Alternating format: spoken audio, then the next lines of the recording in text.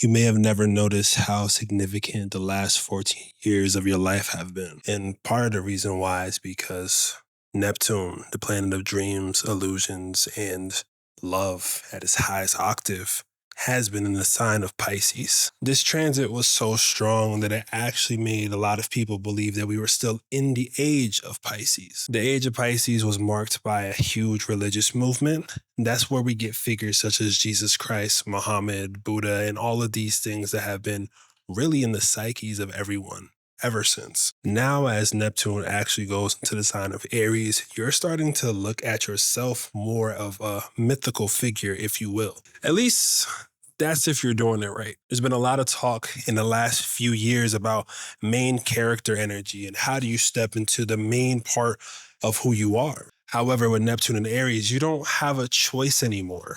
You don't get the option to be anything aside from yourself, so you might as well be the best self that you can be. But this leads to another dilemma.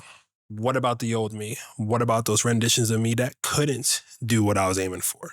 And it's safe to say that the strength that you've come across has led you to be the best next rendition of what your higher self wants to be.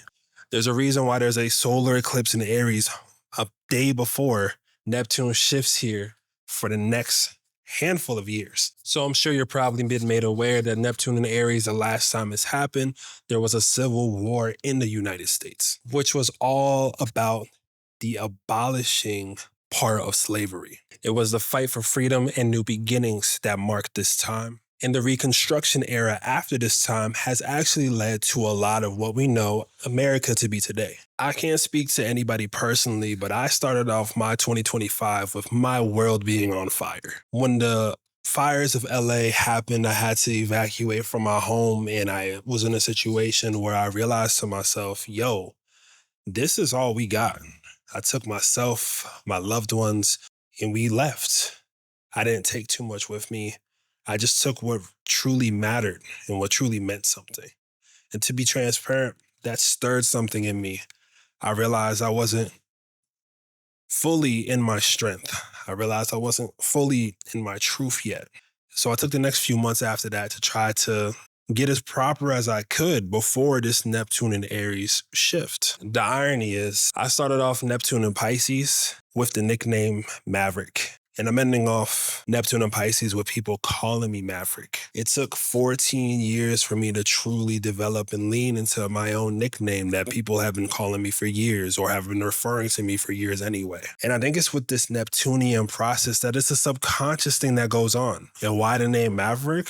Unorthodox, not sticking to the regular grain.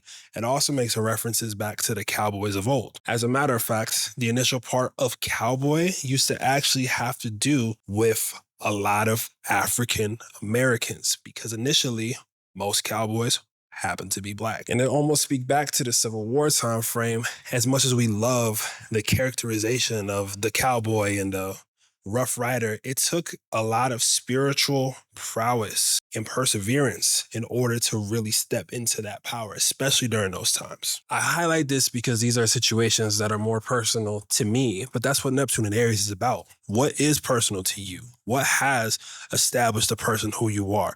What is making you want to get out of bed in the morning to make something happen? On the other side of this, there's going to be a collective awakening for people, and some people are going to be seeing themselves in the mirror for the first time. If you're someone who feels like you haven't accomplished things, that might start to come up, and maybe you have a need to go accomplish more in your life.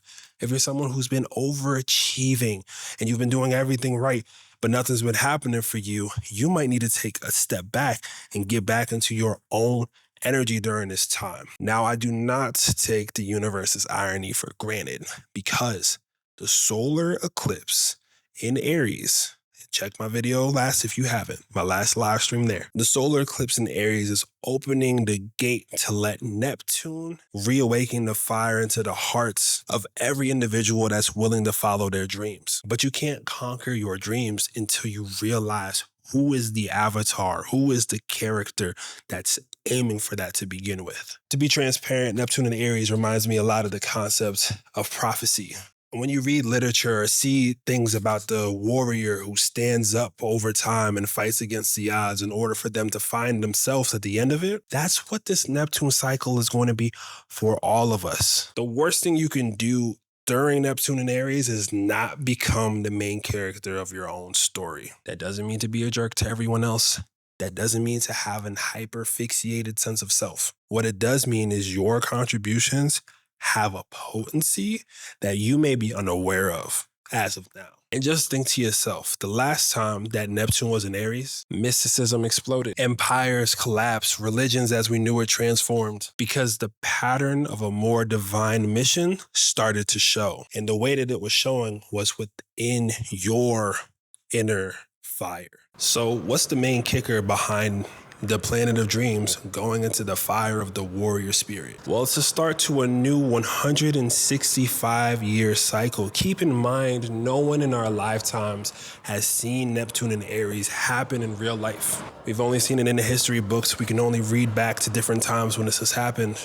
And it's your moment to turn whatever has been inspiring you over the last 14 years into real action. Your dreams are tired of the hypothetical. Your goals can't be met unless you take the first step. And yes, as this is happening, we're in a myriad of retrogrades and all those big feels. But the reason why Neptune and Aries is starting off at the last parts of an eclipse cycle between Aries and Libra is because if you don't realize you have the means to do it, from partners to working with yourself to you just being able to reach out through your own passions and find those who are willing to show your dream and make your dream happen, then you are in the wrong timeline, my friend. If during Neptune and Aries, you lead out of ego instead of love, that is the end of whatever dream you try to put out. And this is going to be a rude awakening for people who have just been using control as a means for people to adore them.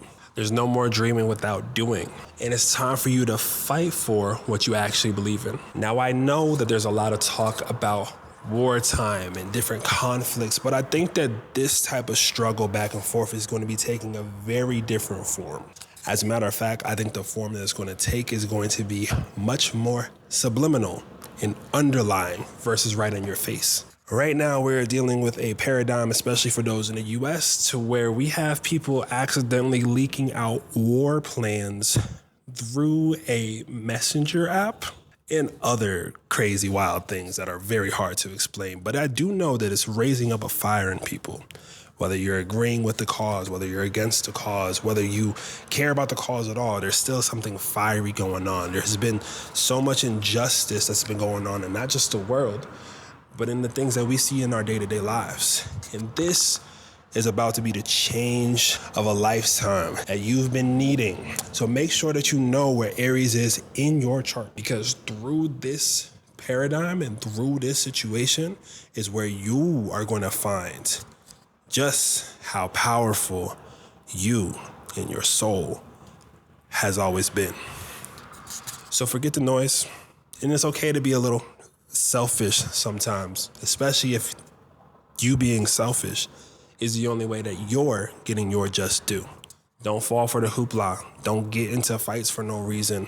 Really choose to understand. Aries at its core is about identity. And as long as everyone's identities is respected and claimed, usually you can do things with zero conflicts. However, when identities and differences become a heated point, become a worrisome point, become something even more distracting, that's where the dream will shift back to yourself. And at the end of the day, Neptune and Aries is about coming home to what your soul wanted you to be on this planet, not what your ego wanted you to. Makes sense with the solar eclipse in Aries now, right? Ultimately, Neptune and Aries wants you to take power in the control of your life and know that whatever you choose to make, your dreams and intuitions are guiding you for. But the minute you doubt your courage, the minute that you step back from your bravery, you might see things dissipate in a way that you don't expect. So trust your heart. Remember your fire. Learn your fire if it's something that you don't know. Learn your astrology, learn your stars, so you can understand how this is about to pop up moving in the future. Because I will let you know one thing. They will continuously try to fearmonger you. They will continuously try to take you out of what you know. But this is about forgetting the noise and feeling to what resonates. Because the magic of Neptune and Aries is that if you can truly let yourself feel what resonates to you, then the world is yours. Like it always has been. Happy Neptune and Aries. I'll be seeing you soon. Let's get it.